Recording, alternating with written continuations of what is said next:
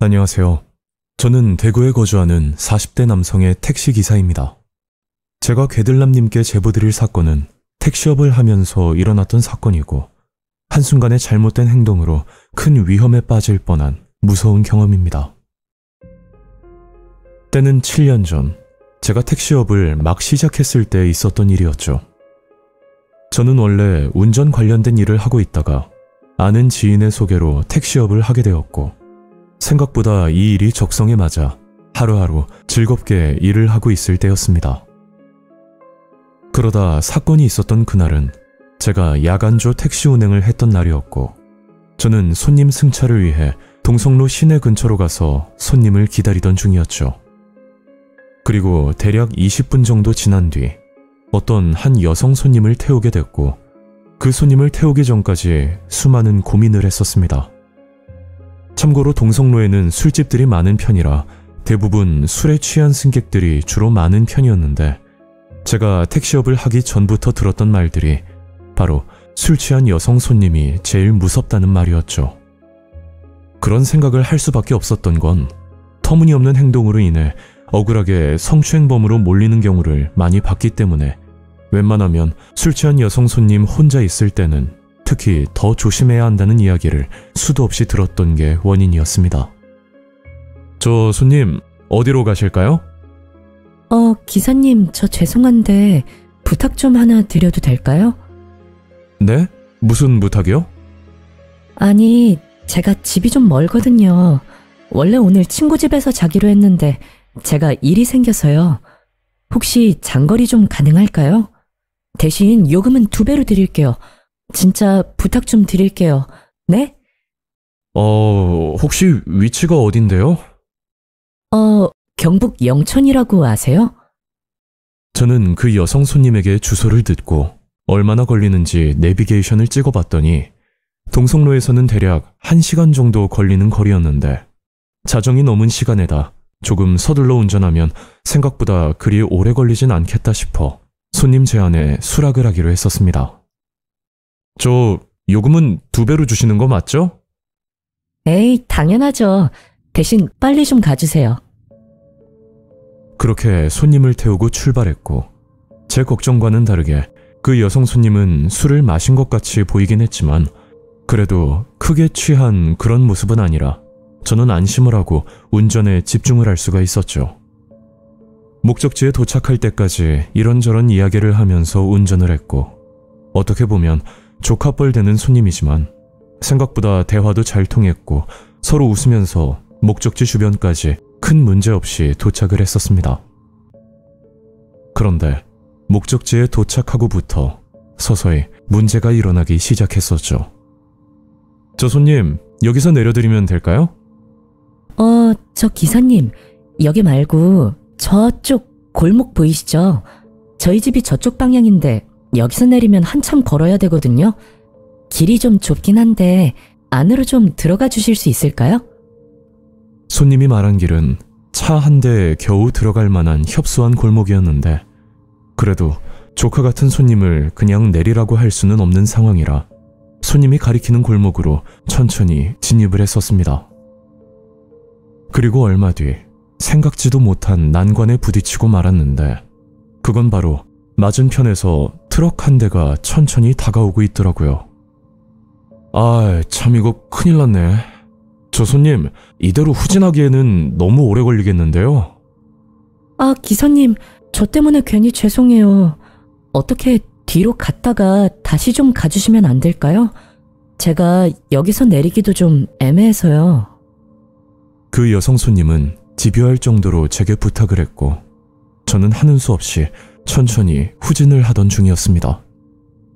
그런데 이번에는 제가 들어온 골목으로 또 다른 차량이 들어와 버린 아주 최악의 상황이 벌어졌었죠. 그러니까 제 차량 앞뒤로 차량 2대가 가로막은 상황이었고 저는 중간에 갇혀서 이동 자체가 불가능해져 버렸습니다. 그런 상황에 제 차를 막고 있던 차량 2대가 서로 차를 못 빼겠다고 실랑이를 벌였고, 이대로 있다가는 손님 집은 물론 제 업무도 피해가 갈 것 같은 생각에 일단 차에서 내려 이 상황을 해결을 해야겠다는 생각뿐이었죠. 저 기사님, 내리지 마시고 잠깐 제 말 좀 들어보세요. 제가 차에서 내리려고 안전벨트를 푸는 순간 뒤에 있던 여성 손님이 다급하게 말을 했었고, 저는 손님에게 왜 그러냐고 물었습니다. 아니, 기사님, 저기 좀 보세요. 밖에 있는 저 아저씨들 조금 이상하지 않아요? 보통 이런 상황이면 화를 내면서 윽박을 지르거나 아니면 경찰에 신고부터 할 만한데, 그 사람들은 뭔가 여유가 꽤나 있어 보이는 행동을 했고, 심지어 담배까지 태우면서 뭐가 그리 즐거운지 웃음까지 보이더라고요. 그걸 보고 있으니 이상한 괴리감이 자꾸 들면서 여성 손님 말대로 택시에서 내리면 안 되겠다는 판단이 들었고, 일단 먼저 경찰에 신고부터 해야겠다는 생각이 들었습니다. 그렇게 경찰에 신고를 하고 있었는데, 그때 제 앞을 막고 있던 트럭 주인이 운전석 창문을 두드리면서 차에서 내리라는 액션을 취했고, 저는 끝까지 문을 열지 않고 한번 버텨보기로 마음을 먹었었죠. 제가 창문도 열지 않고 계속 그러고 있으니 밖에서는 택시를 발로 걷어차면서 위협을 했고, 저와 여성 손님은 겁에 질려 경찰이 오기만 손꼽아 기다리고 있었습니다. 그리고 잠시 뒤 경찰차 사이렌 소리가 들렸고, 그제야 안심을 하고 문을 열었는데 저는 또 한 번 깜짝 놀라고 말았었죠.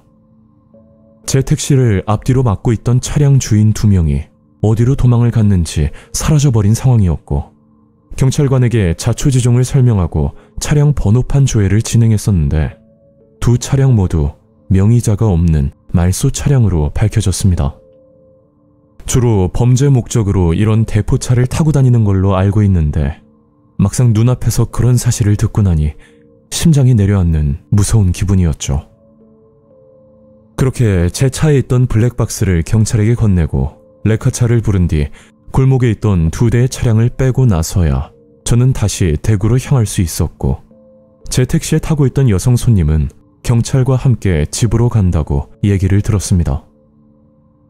그리고 얼마 뒤 이 사건을 담당하던 수사관님께 전화가 걸려왔고, 제게 사건에 대해서 설명을 해주셨는데, 그 이야기를 듣고 나니 정말 아찔하고 온몸에 소름이 끼치도록 무서웠습니다.